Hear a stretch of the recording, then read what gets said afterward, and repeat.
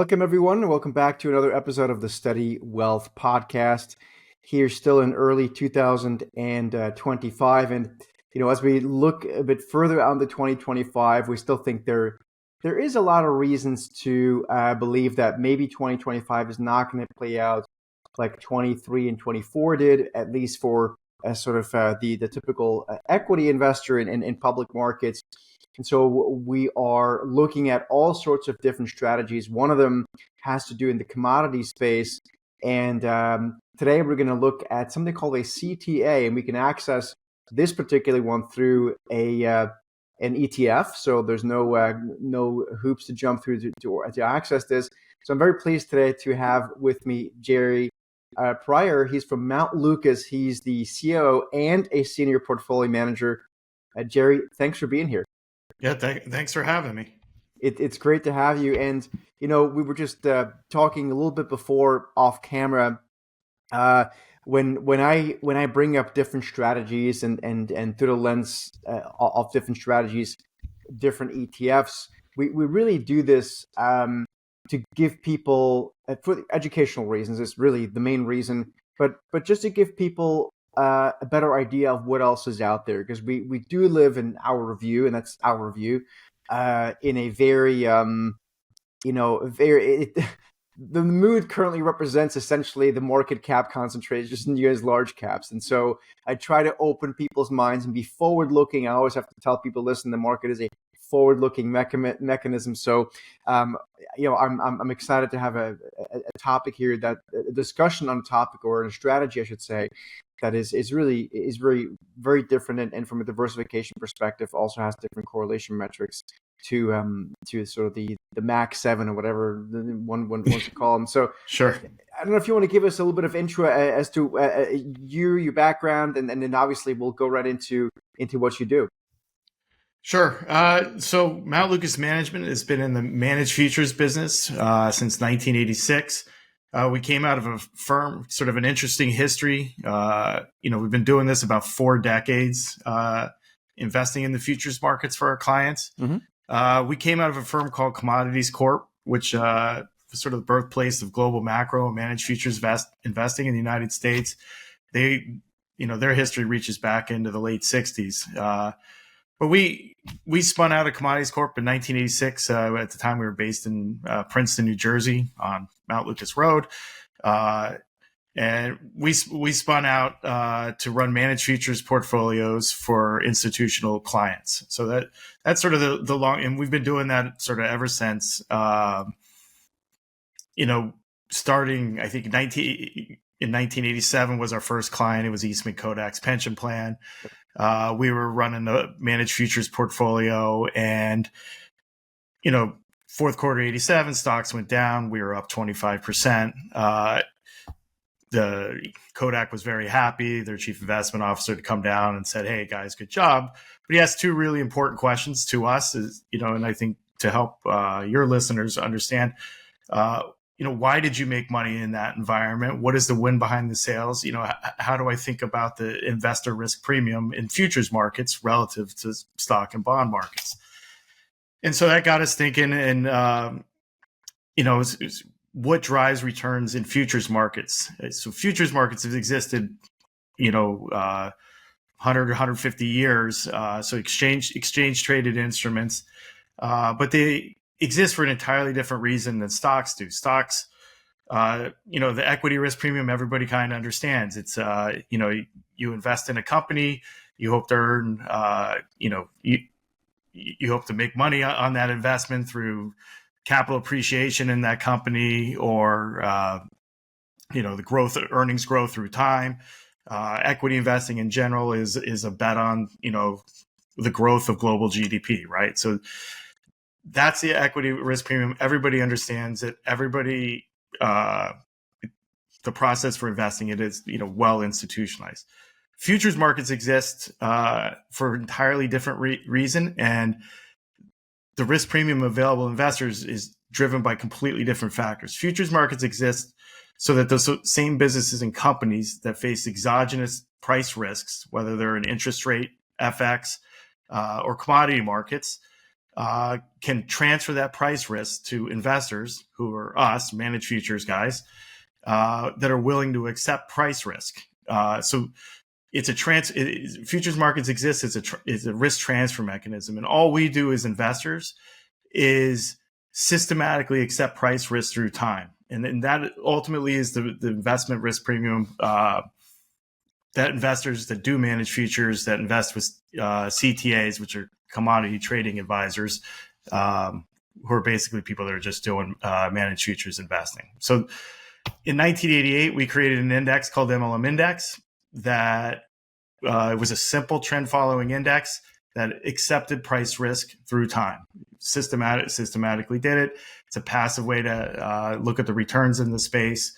And then, as you said, in 2020, we've been doing this forever through separately managed accounts and funds, but in 2020, we took that structure to an ETF. Yep. And I should say, as a side note, I know Princeton very well. I used to work, my very first job, a long time ago, was at Bloomberg, which is the office there, not too far away. Sure, yeah, right up the road, 206, yeah. Yeah, it's Skillman, I think was the place was called. Anyway, yeah.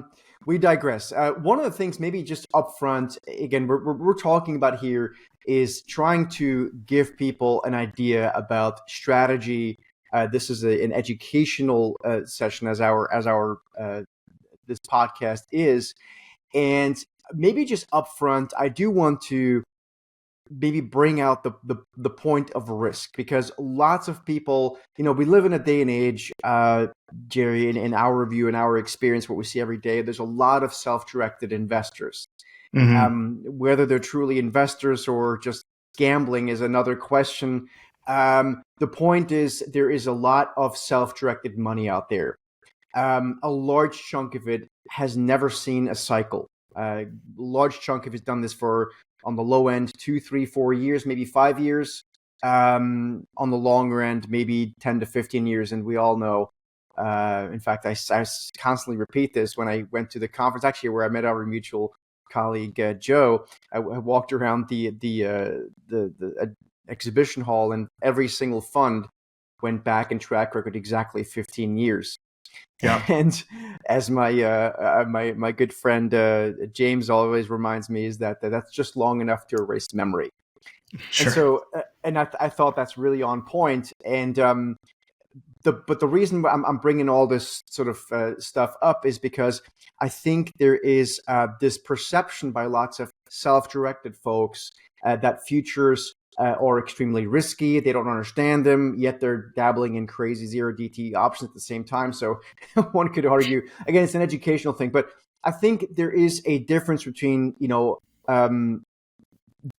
hyperactively day trading a futures contract in one's own account and a CTA. I don't know if you can let's start basic, and then we can always kind of build on that, if that's okay with you. Sure. Yeah. Well, I mean, to your point on sort of investors today having a limited investment risk memory, right? We've had almost a 4-decade, prior to 2022, we had almost a 4-decade period where the bond market stepped in, to help diversify, or even the Fed, you had the Fed put as well. Anytime there was a pullback in equity, all you had to do was hang on, buy more, make sure you had to get some bonds to help, sort of diversify that risk away.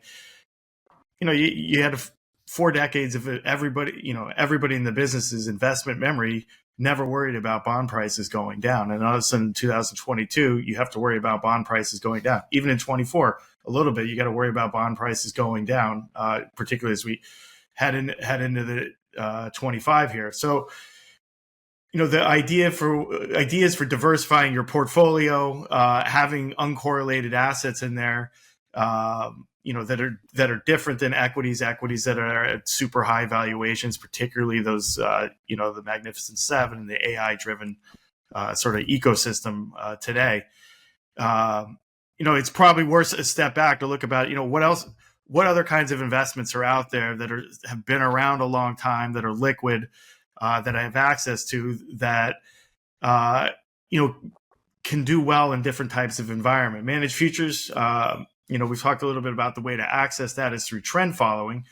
But more importantly, it allows you to get on both the long and the short side of these asset classes. It allows you to be short bonds in 2022, but it allows you to be long bonds in 2008. It allows you to be short commodities in 2008 and long commodities in 2022.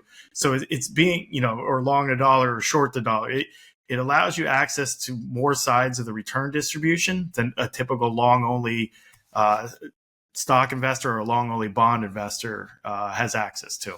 And I typically find that the CTAs that I speak with, or have and have spoken with over the course of my career, they do tend to be much more open-minded as to where are things going, basically up or down or nowhere.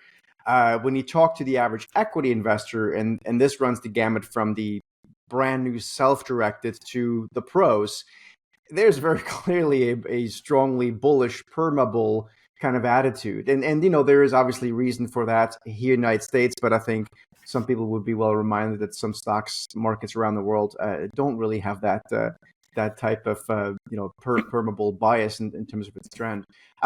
What's really interesting about commodities, and I'm going to exclude futures here on the equity side, but there is a mean reversion tendency in a lot of this stuff, and I think that's also probably why it serves well for being able to go long and short, as you say, and probably to some extent a much less correlated returns to, again, the S&P 500 for many people, which I remind people is about 8 stocks that make up the lion's share of the returns from a volatility perspective. What do you say about that? So, I think commodities are pretty interesting because, commodity prices and futures markets is the great price discovery mechanism for most commodity prices. What you tend to see is either markets that are moving and dislocating, like in a period of inflation or deflation, or just long periods of stable prices where there's enough supply to meet demand. What prices do in commodities in the supply demand dynamic, it really does a great job of balancing supply and demand through time, right? So if you take crude oil, you go back to 2007 or going into the summer of 2008, you got crude oil going to 150. There's calls for it to go to 300.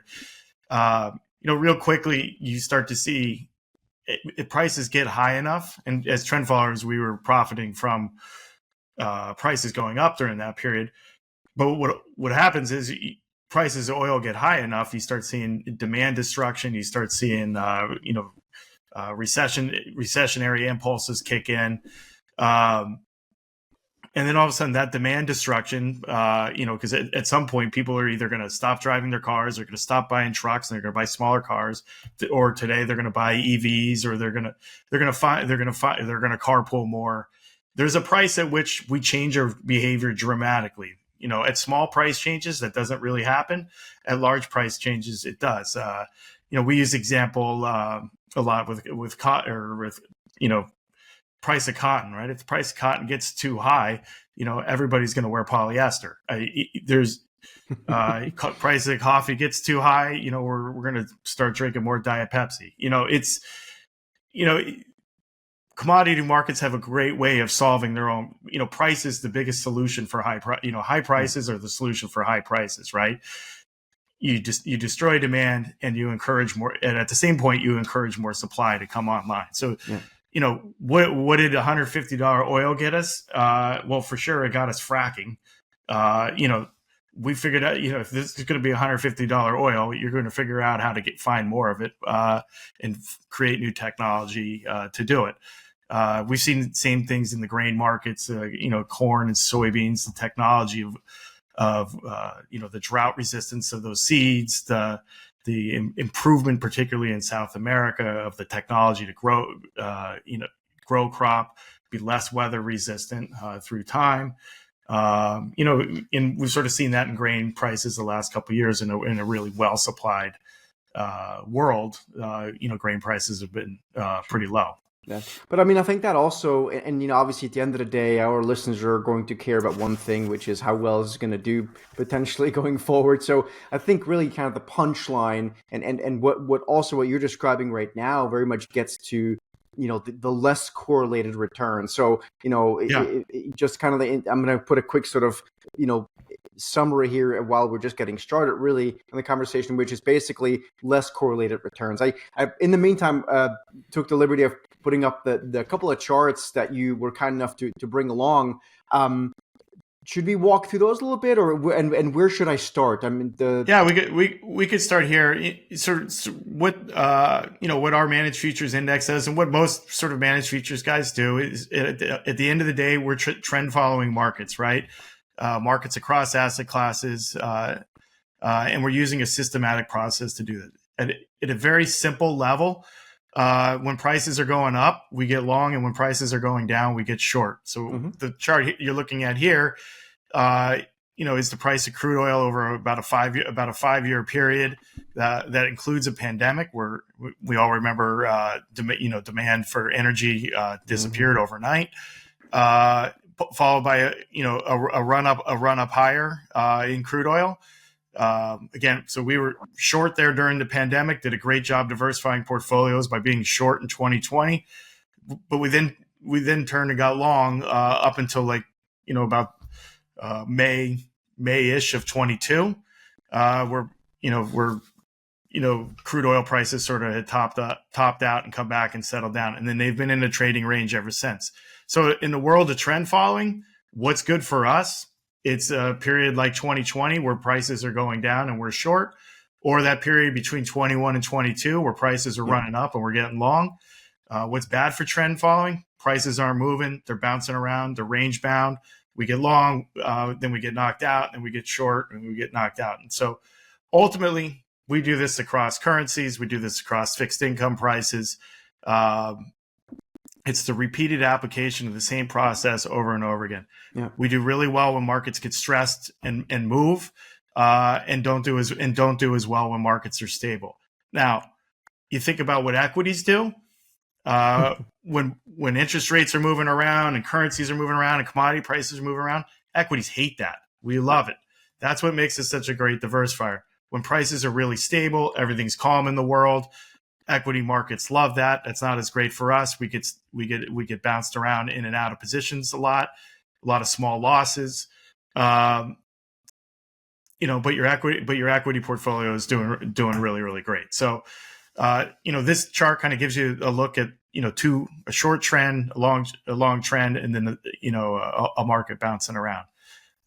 If you look at the next slide, or at least the next two slides, what happens when you do this across many markets? So ultimately, what trend following is, if you're an options guy, maybe you got a couple options nuts out there, but ultimately, trend following is just a long straddle, right? You have unlimited upside if markets go up. You have unlimited upside if markets go down.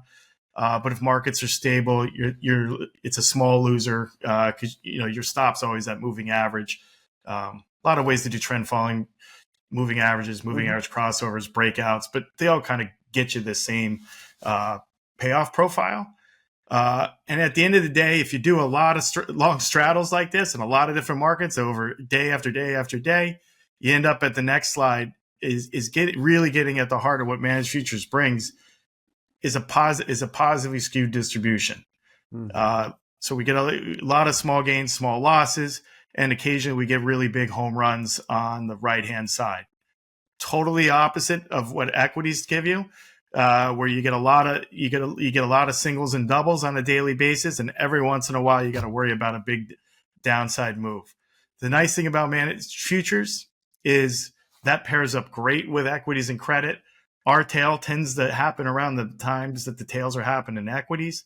So when you mash these two distributions together, you get a better portfolio result, and you get something that when you put together really helps you weather those storms. And particularly because managed futures is through the ETF, it's got liquid markets underneath. I mean, these are huge liquid markets. You get to rebalance that. You get to pour those diversification gains back into the portfolio. I sometimes call it you have, if you're in the diversification business, if you have a diversifying asset in your portfolio, it's not worth anything unless you can monetize that diversification. And to do that, you need liquidity. And managed futures gives you that. Yeah, and to your point, so what I did here, I took essentially what is the time period you described there. I'd like to share to people what that correlation looks like, at least historically speaking, over the time period you alluded to. So what I did here, we got two lines. I like to keep the two lines. It's simple to show. So we took the S&P 500 here, which is the red or burgundy line, and then of course we have KMLM, KM. MLM, sorry. Yep. I just want to make sure people understand what the ticker is for your ETF. And that's in blue, right? So you can see as equities decided not to have such a fun time in 2022 and everyone panicked, you ended up doing very, very well. And I should also just quickly interject here from just a disclosure perspective. I'm not paying Jerry any money for this. He's not paying me any money. I always like to say that because some people get the hate mail and, oh, you guys are no. This is really just information. Trust me, 100%. It wouldn't pass me otherwise. So so that's kind of. I hope this kind of helps explain to people a bit what we're talking about here. The return and interestingly, when I think the nice thing too about commodities is that there's always something that tends to be trending. I mean, depending on where your focus is, maybe it's more limited or more broad, but there's typically something that's going haywire and trending in one direction or another. But typically, specifically when you talk about the big ones, the equity futures, fixed income futures across the curve, whatever else you might be looking at, Jerry, and obviously expand on this if you'd like to. But you typically, you'll typically see those moves happen with an inverse correlation to the equity market. So that's yeah. So I would say one of the things that we don't do in our fund or in our index is invest in the equity markets, and not because we don't think trend following equities works, but if people that are using managed futures in their portfolio. Almost 10 out of 10 times are using it to diversify their stock and bond portfolio.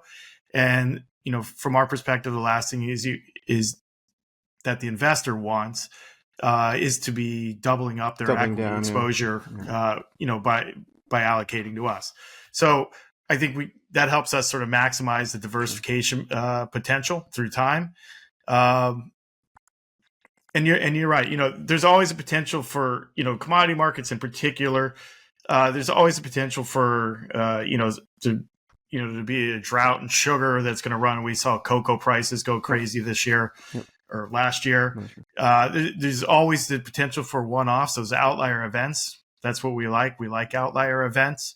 And they certainly pay for all the whipsaws in markets that aren't moving. So those things can happen at any time. You can't always predict them. You can't always expect them. That's why you have a systematic process that's constantly saying, hey, I think we should get long this today because the prices have been moving, or I should be getting short this, sort of dispassionately implementing the same process all the time. That being said, where managed futures really makes hay is when there are those macro events that drive markets, a lot of markets all at once. And those typically correlate to inflationary periods, which we now have an example of, and we went 40 years without one, but also in deflationary periods. Up until 22, no one talked about managed futures as an inflation investment. But we knew it was. We've been in the business long enough to know that. We go back into the 80s. But it had really worked during deflationary events, 87 after the tech bubble, 2008, periods like that. It had done really well. So and you can listen to, like, if people listen to like big macro guys, and I'm not to go too sort of celebrity people here, but you look at Druckenmiller, and he's said this several times. One of his favorite trades, and Tudor Jones has said this too, is to essentially be long or short the bond market. Eurodollar markets now, they're what do they call them now? SOFRs, yeah. Now the SOFRs, right? I keep Yeah. forgetting because I haven't focused yet. 'Cause I think, but there's probably going to be a trade here at some point this year. Essentially, getting either long or short because that is you talk about something that's got a lot of leverage and trend follows like a champ, right? I don't have to Yeah. tell you, right? I mean, those are compared to equities, especially, and you look at outlier equities like the Nvidias of the world and the Palantirs and then but those are extreme anomalies that come with a certain risk profile as well. I don't think people are a lot aware of. But anyway, so to your point, there's a lot of great trend following trades to be done in commodities. Why do you think that is, by the way? Just from a sort of from a moving average or volatility perspective, why do you think an equity, again, outside of a few very special examples, they trend follow just better? Interest rates, I understand, but like even other ones. It's the market participants, right? So in a futures market, you have us as investors, but you also have the businesses and companies that are using the markets as, to sort of to hedge price risk, right? And you got hedgers on both sides of the markets. If you think about corn, you got a corn farmer who's worried about the price of corn going down between the time he plants it, between the time he harvests it. He's going into the futures markets to lock that price in, to lock his margins in, to give his business certainty, so he doesn't lose his farm if the price moves too much. And it's the same. On the other side of that trade is General Mills, who's making cornflakes. You can't make cornflakes without corn.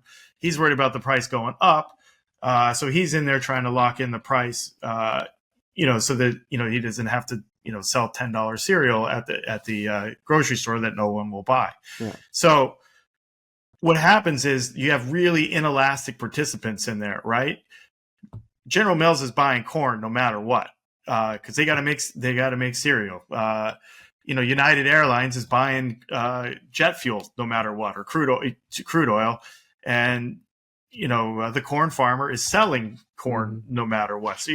So you have a lot of really price insensitive buyers and sellers, which creates those mismatches, at different times, where investors, we're going in there, we're accepting that price risk, we're going to drive the prices and drive the price discovery process until those hedging. So it leads to a bit of a volatility compression. Yeah, for sure. Yeah. For sure. I mean, anytime you have inelasticity in the market participants, no one has to buy Nvidia. No one has to own it. Right. Yeah. So there's complete inelasticity. You only do it because you want to. Sure. But in commodity markets, people have to. Yeah. They have to own it. They have to set. They have to be buyers or they have to be sellers, and that can create some, a really big push and pull on prices. Yeah. No, it's very interesting. By the way, quickly back to your cornflakes comment. I've had the great misfortune of eating generic cornflakes. Have you ever had that? No. Yeah, don't. Because I'm not quite. Because you're saying cornflakes. It just doesn't taste. They don't get enough sugar in there. Maybe. No, I guess the point is you were saying cornflakes, or I guess Kellogg's that makes cornflakes.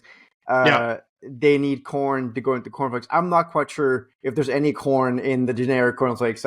Right. I'm making a joke here, but anyway, look, I think. Well, and I don't know what's going to happen with Coke now that if you take the high fructose corn syrup out of it, that's going to affect the price of corn. If we start putting regular sugar in it. That's a good point. They're talking. That's out there. They're talking about doing that. So.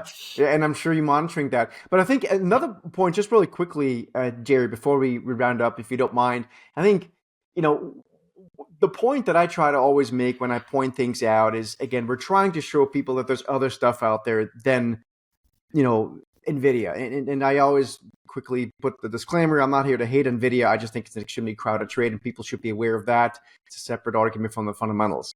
But the thing about CTAs, if you look at, again, we live in the day and age of the self-directed investor, which I think is mean reverting too. But I think people, broadly speaking, and I used to be involved with fund of funds, where that was, of course, a daily business being allocated to different strategies.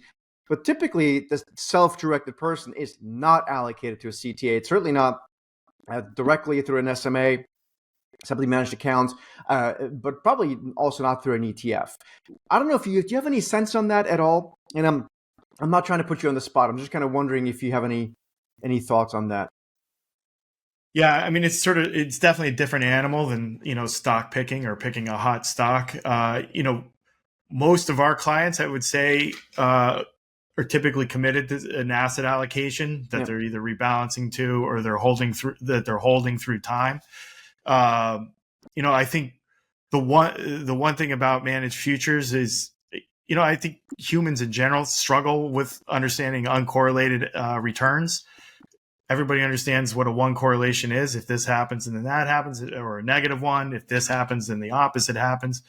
I said, but that thing where you wake up every day and say, hey, stocks are up, managed futures should be, well, I don't know. It's a zero. It typically is a zero correlation. So I think people struggle with that. I think the positively skewed returns, while it sounds nice, living with it's harder, right? Because the really good returns only happen every once in a while. Yep. Where every day you're kind of frustrated that it's not keeping up with the equity market. So, the computers love managed futures. The efficient frontiers love it. The asset allocation studies love it. But humans have to live with it, and they have to live with, hey, I got a lot of small returns. Equity's kicking its butt. Why do I own this? Yeah. And you're sitting around waiting for that tail event. Where equities, you get patted on the back every day for owning them, right? And once or twice a decade, you take a right hook, but every other day you can feel good about it. So it's a nice headspace to live in. So for us, we do best where people, understand the diversification potential of it. They understand the long run benefits of it, and those that are sort of more committed to sort of institutional asset allocation, ideals like, I want to own this and I want to own that, and I got to have some diversification in there. And then I got to do the most powerful thing is I got to rebalance those things early and often, and I got to monetize that diversification, on a regular basis. So. Yeah, and you bring up the other point of earlier in our conversation here. The sort of the 60-40 portfolio, which to the self-directed newbie is a curse word, mostly because they don't even know what it is. Right. But the it was a magic money making machine for years. It was a magic money, exactly. And the entire financial industry, if you look at it, is really built on that 60-40 model. The the risk parity trade, as we know it, is sort of the pros terminology. But I do think there is room, and not giving investment advice here, but there is room for lots of people to maybe consider that this 60-40 portfolio, which is 60% equities, well diversified, and the 40% fixed income, maybe this is a thought-provoking sort of idea, adding in some less correlated stuff, some alts, as we like to call them, and this can all be done through ETFs. Again, yours is KMLM, as if anyone wants to look at that. There's room for that kind of stuff within maybe the fixed income bucket or in the equity bucket, right? It's just adding in less correlated assets is I think is a smart thing to consider. Yep. Which I think agree. Is what exactly you stand for. So listen, Jerry, I really appreciate it. I'm sure, I know you're a busy man. I'm sure you got to go back to things. Any last parting thoughts you have as it relates to the topic? No, I think we covered it well. I appreciate you having me on. This was great conversation, and look forward to watching the markets and seeing where stocks go, and staying committed to the asset allocation. To the process, exactly. Yep. That is what we do. Jerry, thanks so much. Much appreciated. KMLM. Thanks so much, folks. We'll see you guys back here in the next